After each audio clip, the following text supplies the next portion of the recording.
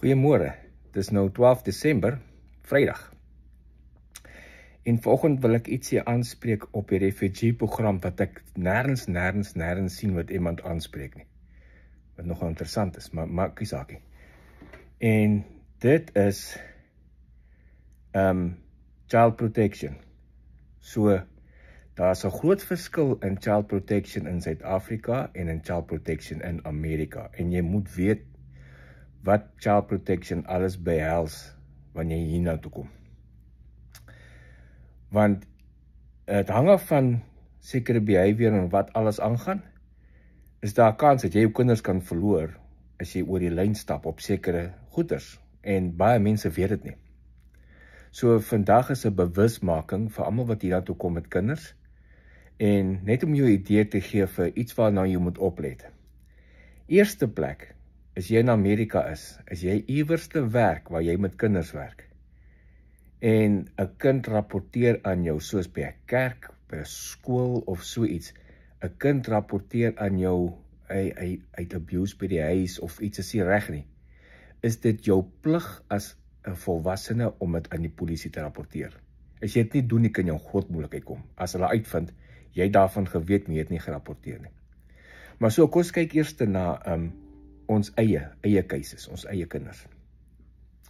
Wat is die kanse dat ek my eie kinders kan verloor en vir hoekom kan ek my eie kinders verloor? En daar's 'n paar groot items wat hulle na kyk. Obviously, physical abuse is die eerste ene. As jou kind skielik begin kneusplakke en sulke goeters het van jy moet by die huis rondklap of so iets, en 'n teacher sien dit, gaan hulle dit rapporteer en jy gaan jou kind verloor. Guarantee you that. Daar's nie is two ways about it nie. Child support gaan by jou huis aankom, Child Protection Service, en hulle gaan die kind ondervra en so aan, en as daai kind net 'n notion gee, jy het hom geslat of iets in daai lyn, dis hoekom hy hierdie kneusplekke en goed het, is daai kind weg van jou af vir 6 maande, ten minste. Die volgende een is dan drugs. Onthou, as jy ek het by Child Services gewerk vir amper 2 jaar. En dit het my hart gebreek om daar te sit en kyk.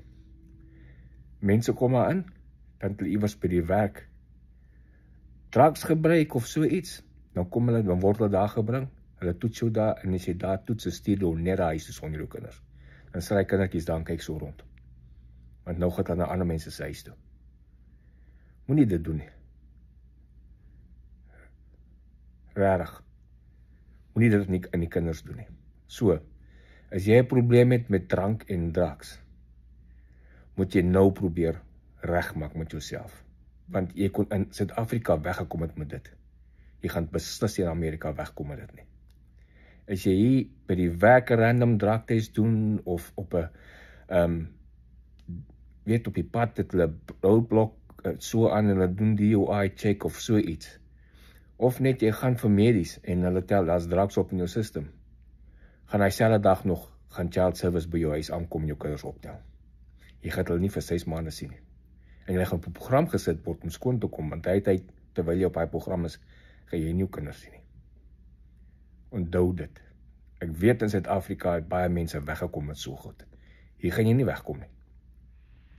Dan is daar dis nou die 2 grootstes. Domestic violence is die derde een wat ook redelik groot is.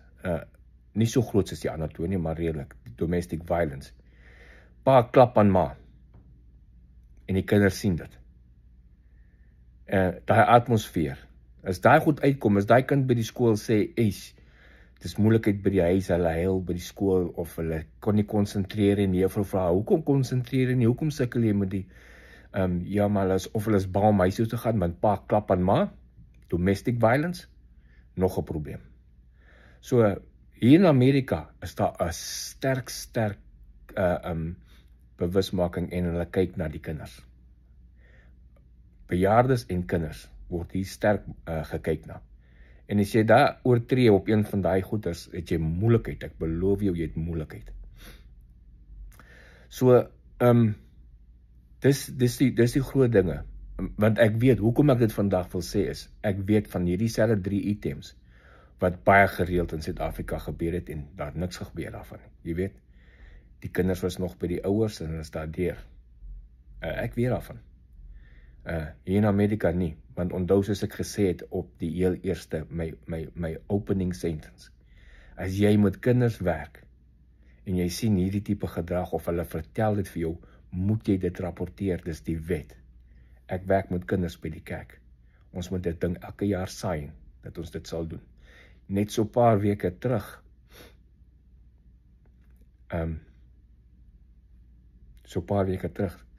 doen ons gebed met die kinders in die kerk, en die een kind sê vir die adult, daar is 'n probleem by die huis. Iemand in die kerk. Hy moes dit rapporteer. So onthou dit. Hier is iets wat baie sterk aan my hart lê.